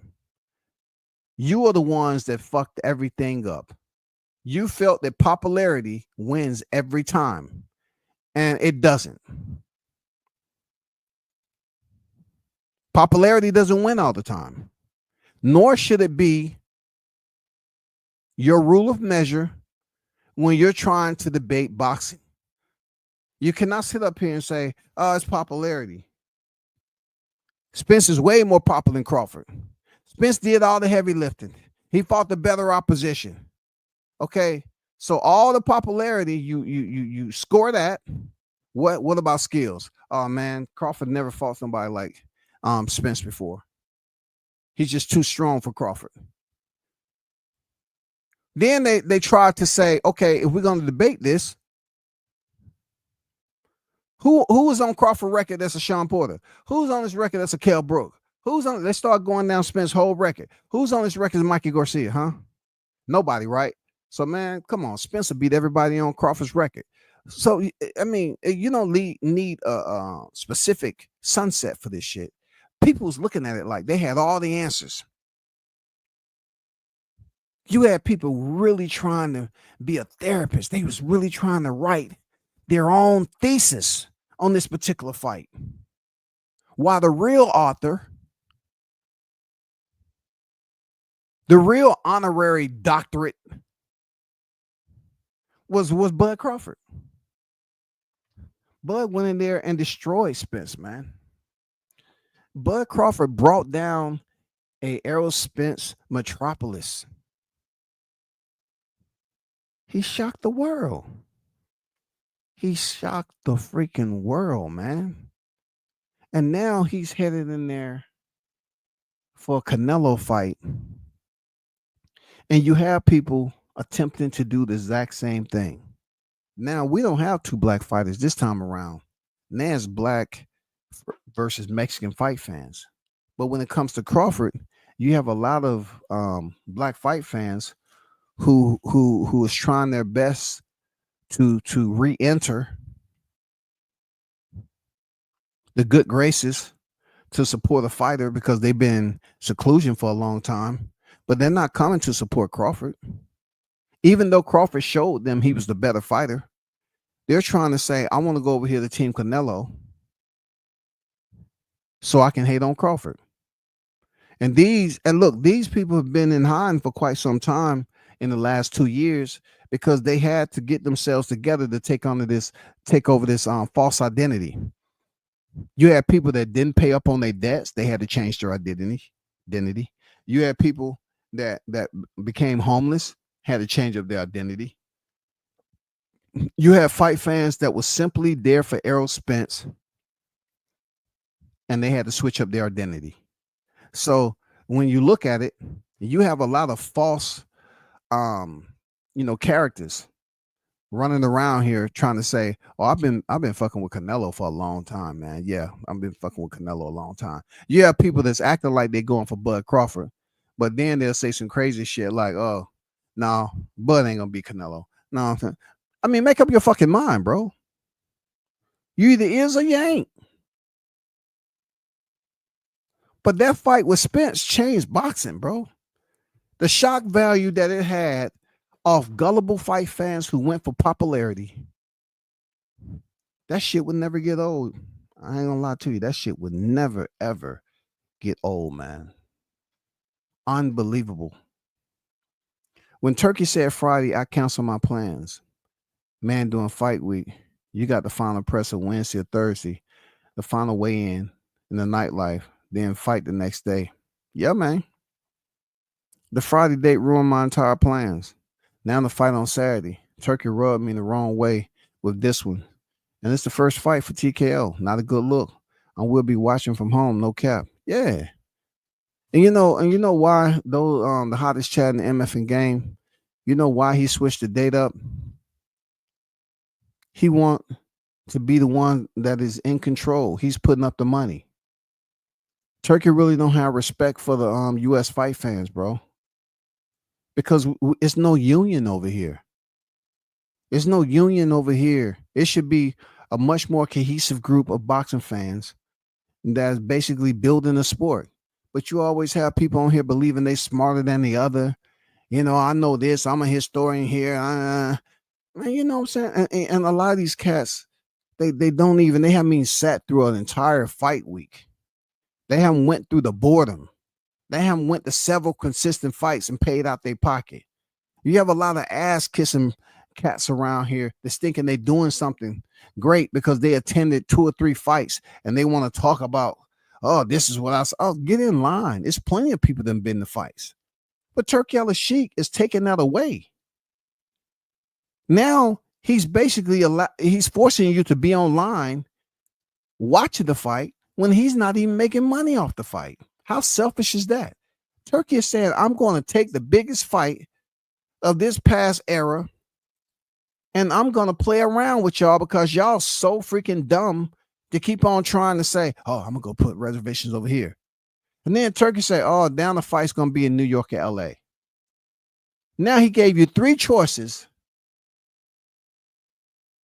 Now you can't even make reservations because you don't even know the venue. Now he's pretending like they don't know. Like Dana White, this is not his first damn PBR. Dana White has been on the scene. They don't play that. They'll make shit. They're planning, and it's locked in. Dana's the OG man of this. He know how to lock on venues. But being that this is a boxing event, the first of TKO promotions, the word was said it was going to be at Allegiant Stadium. I know a lot of people booked their reservations. And to hear them switch it up, it doesn't surprise me at all. It doesn't surprise me at all. It won't surprise me if this fight end up being over in Saudi. Because Turki plays by his own rules, man.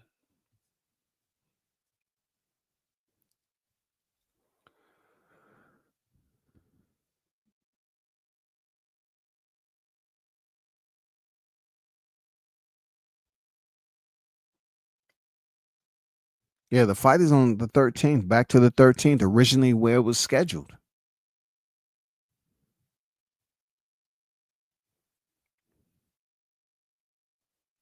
I'm tired of Saudi being included in boxing events.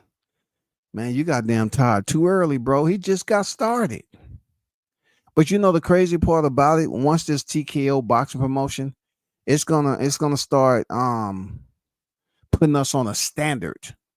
Like the UFC for mixed martial arts and PFL. They're on a standard. We know when the fights are being announced and they have it, they're not gonna have this goofy stuff. Dana White don't play those games like Turki. Dana White don't play this game. Oh, UFC 315 is gonna be over here. But no, we're gonna change it. No, they make their shit so you can plan it. Oh, 315 is gonna be over here. He don't play those games. Only in boxing they play those games. And that's why the sport is struggling the way it is. Damn near crippled in 2020. Because they play fucking games, man. They can lock on a venue ahead of time, get all the reservation and lodging taken care of, all that. Then announce it to the public. But now you're trying to say it's not going to be in Allegiant Stadium? Why wouldn't it be? A fight of this magnitude, why would you say now it's going to be in New York? Fight fans, he don't give a fuck about y'all. Stop acting like you know everything about boxing. These boxing cats are not playing by the rules that you think they're playing by. I would be having a fight party with barbecue instead. The tickets was high as hell anyway. Yeah. So Swa, hey, drop it in the chat, man. Anybody that got it. Is the ticket still on sale for Allegiant Stadium, bro? That just gave me an excuse to stay at home. Turki's still wrong. Yeah, for sure. He wants you to stay at home and spend money. At least, real talk, if there's an upside to this shit, at least you can get your drink, food, you know what I'm saying, have your lady come through, whatever, and just chill and watch it on the big screen, man. Or some of y'all like go to the sports bars and, so you can damn instigate motherfuckers. Some of you niggas like going to sports bars so you can goddamn start a fight and shit. Mother drunk out there, everybody a boxer that night. Everybody turns into a boxer, goddamn it.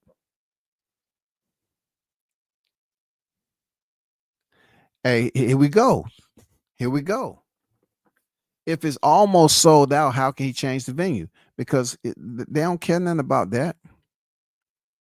It's all about pulling strings out here to the fans.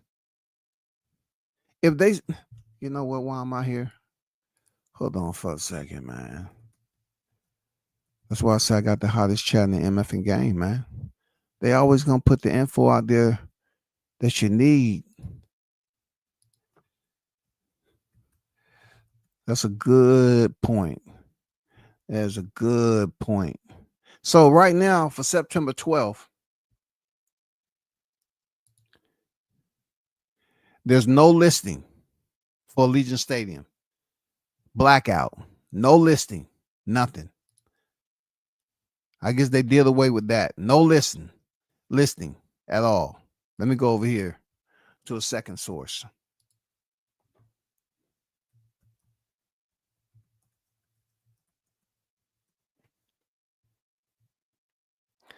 Yeah, it seems like they have removed the ticket sales for the 12th.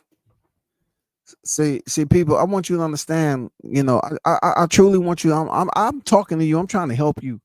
Understand that. Don't let boxing get you, over the top, stressed out, bro. I mean, like, what I do appreciate is me learning a lot of shit, being on the road at different regional events and top tier, and seeing how shit play out and conversations people have. To not take situations like this so serious, because they gave us the 12th and open up the tickets, then shut it down and says Nan's back on the 13th, right? This is per the puppet, Mike Coppinger, per Paul Revere, riding around with his head cut off, right? It's back to the 13th. But no, the fight ain't gonna be at Allegiant Stadium no more. It's gonna be elsewhere. They playing games, yo. They playing games.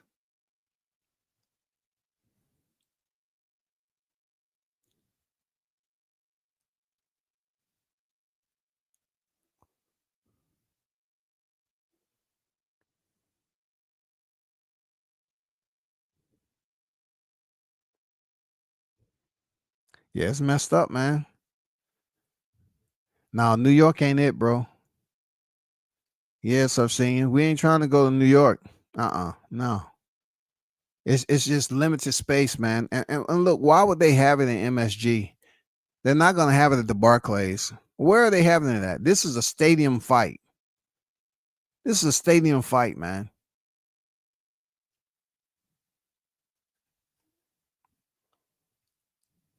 The fight is back on the 13th.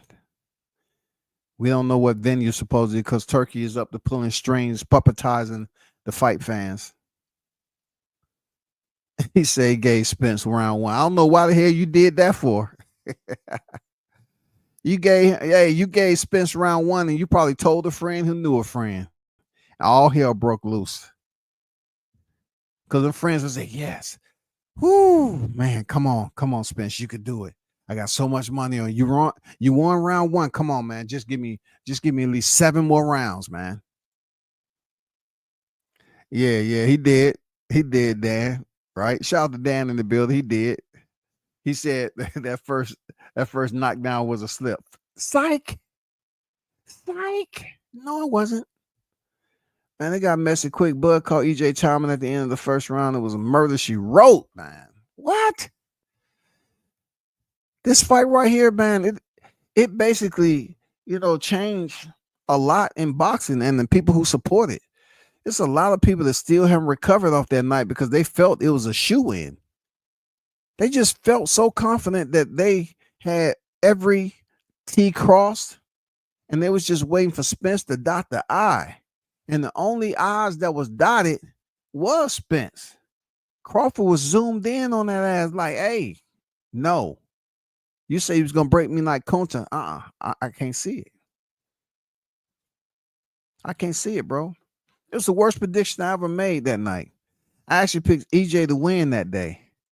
I could even show it to you all the fish fry a day of great regret. Hey, man, I think I remember you being in the chat and say you was going. I think I remember, once or twice you was over here saying you was going for EJ. Shout out to my guy Neezy in the building. What's good with it, Neezy? How you feeling, bro? Yeah, every excuse in the book. Still going on to this day. Crawford the Beast play as a young Crawford in the Crawford versus Madrimov trailer. His name, Raleigh Bourne. He fight out of New York. Crawford the Beast, my cousin, play as a young Crawford in the Crawford. All right, that's what's up, man. That's what's up. He played as a young Crawford. That's what's up. That's good to see. You know what I'm saying? Shout out to Raleigh. Shout out to Raleigh getting that cameo and playing a younger Crawford in that trailer. That's good shit, man. Real talk. That's good to know. Appreciate you dropping that info. Hey, he should have broke character. Hey, Stella, he should have broke character and went over there and punched Madrimov in the ankles or something. You know what I'm saying? Like they did with Nancy Kerrigan. He should have broke character. Goddamn, went over there and threw a sucker punch or something. I had to go on coach panel and apologize. I called hell in there. Yeah, that's good to go, man. Old boy played a younger Crawford, man. I just thought EJ was going to outwork Crawford. I was wrong. A lot of other folks just hid and changed their icon names that day. A lot of folks still owe money. Yeah, man. Yeah, man. They still owe money and they don't care, just like Turki. Turki could care less about your feelings, man. School said Turki asked him to take it easy on Canelo because he has plans in the future with Canelo. Man, look, Blue. I be trying to tell these cats in other places that these individuals, these human beings in boxing, it's always going to be a dirty game. That's why they refuse to regulate it. The shakers and movers, they make money off the sport of boxing. Some of these big fights, they already know how it's going to play out. Why? Because like I say, the third man in the ring and the three judges, they will always be four individuals that have influence on how a fight turn out or doesn't turn out. The commission will always be around, but the judges and the third man in the ring will always have influence on the fight. If it's not per the referee in the ring, it's going to be the judges. We know that. These guys plays by different rules. And those rules are not to accommodate us, the fight fans.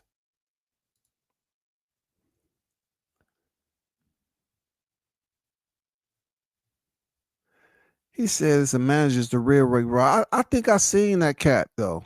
Yeah. Okay. All right, for sure. Hey, drop his IG in there, Stella. Drop his IG in there in the chat. Sometimes you're trying to look people up. They real name is not their IG name, which is, you know what I'm saying? That makes sense. Absolutely. I had always been a Bud fan since 2012. I went against him that one time and got belt put the ass. Hey, Swat Jones, you don't have to go back in time like that. You know, you weren't the only one. There's a billion more that was going for Errol Spence that night. That's all. It's in the past, man. I just had to put this thumbnail up here because, you know, it changed boxing forever when it comes to the fans, and the popularity ain't always it. Popularity doesn't always win, even though you think it's staring you right there. You see everything. It looks the part. You know, the weight, the strength, the skills, the body of work, the championships. Everything played out the way it's supposed to as far as achievements with Errol. Only until he got in there with the fighter who people did not give his just due, so he had to go in there and take it.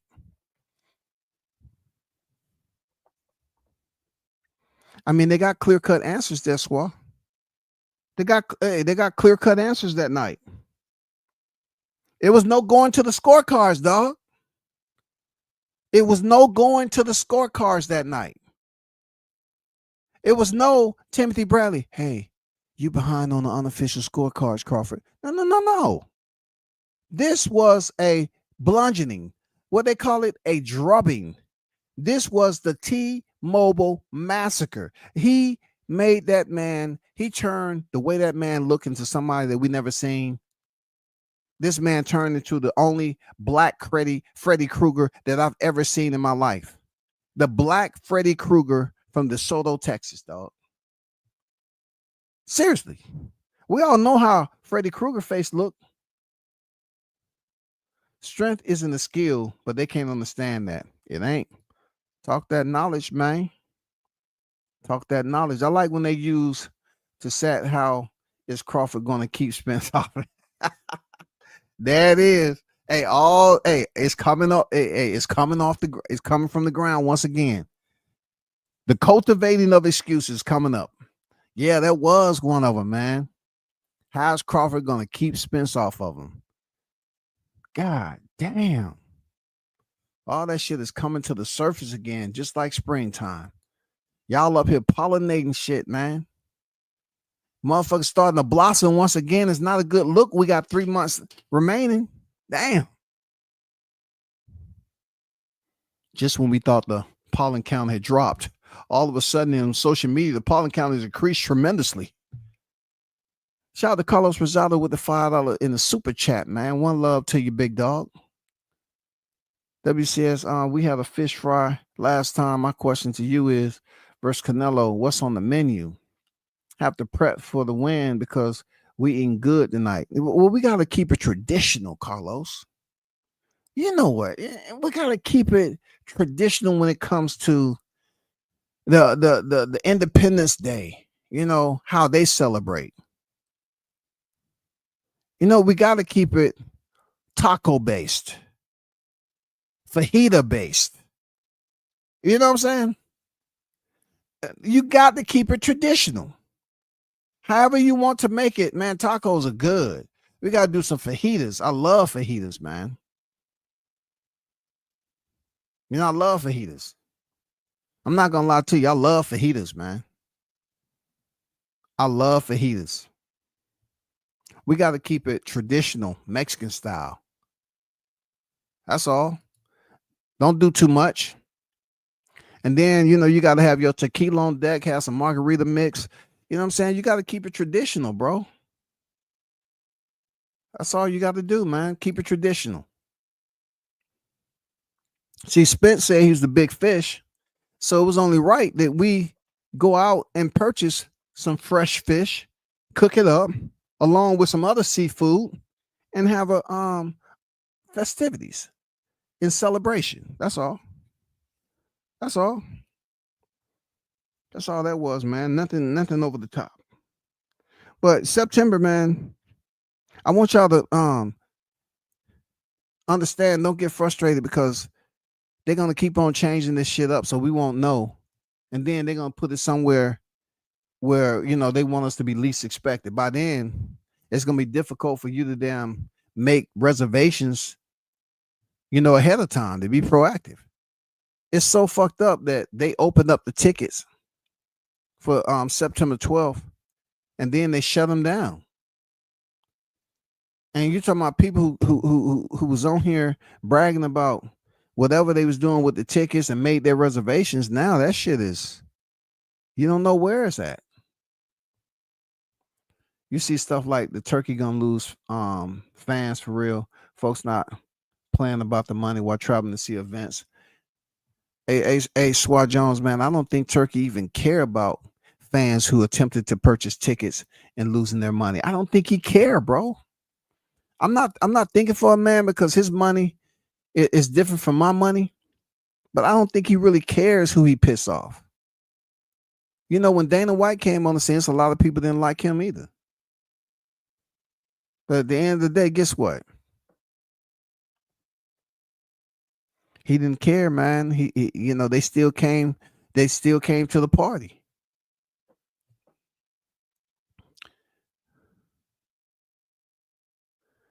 Hey, Needs, a good question. Just asking WCS, do we have to stop talking about July 29th after Crawford retired? Because I'm not. I don't feel like it's a need right now. I think it's therapeutic to remind these type of haters that, you know, of their wrongdoing. You know what I'm saying? For real. The error of their way. I believe it's very therapeutic to remind people July 29th. 2023, yes, sir, and how it played out. I think it's needed. For real. This is not a prescription that you need from a doctor. No, this is something that you're going to get pro bono, over the counter. You're going to get this goddamn, you're going to get this motherfucking medicine. This is over the counter. You're going to get this supplement pro bono. This is a donation. We got to remind you of the way it was, man.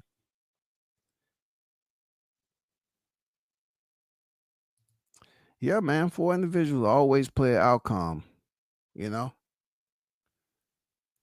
Look, if you're gonna bring crawfish into the situation, that's old. You know what I'm saying? It's old. I mean, that. You got to come up with something fresh, man. You got to come up with something new for Omaha, because look how crazy you look when Crawford was in a parade towing 2 boats. The boats that went out there and caught Moby Dick. Didn't Spence say he was Moby Dick? He brought the boats. He had them in tow, going in parade and all that shit. You got to switch up the crawfish, man. We passed that. You got to come with something else, man. You got to come with something else, man. That shit is over. Man, we have basically contributed to the decrease in some of those red snapper, perch, catfish. Man, we contribute to the damn decrease in their numbers in life. Shrimp. You know what I'm saying? Lobster tail. Yeah. They're getting back to it. They had to go in there and put them in farms and regrow them. But that fish fry was hell. That fish fry was hell. Real talk, but it was delicious. It was delicious. That's one of the only times in a long time where I didn't give a fuck about, if it was greasy or not. As long as that goddamn crust, it was crunchy. You just bit in that motherfucker, dipped it in that, ketchup or whatever. Cocktail sauce for that. Man, it was amazing. It was amazing. But shout out to the strays, man. They got to come over here, and you always know that they want to talk about old shit. Crawfish is old. You got to come with something else, man. Yeah, the crawfish broil didn't work. It didn't work, man. You got to come up with something else. The way Canelo was looking in there, man, hey, maybe you should get in some of these Canelo chats and find out what they're talking about, man. And don't make it about race. You know what I'm saying? Don't say, oh, I need a banana and some chicken and watermelon. Man, come on, bro. Be authentic with it. Come up with something that we can laugh about. Something that's healthy. I actually cooked sea mullet for the fish fry and the fish fry anniversary. Yeah, man, we coming up on 2 years, so you know what I'm saying? We about to be 2 years this year.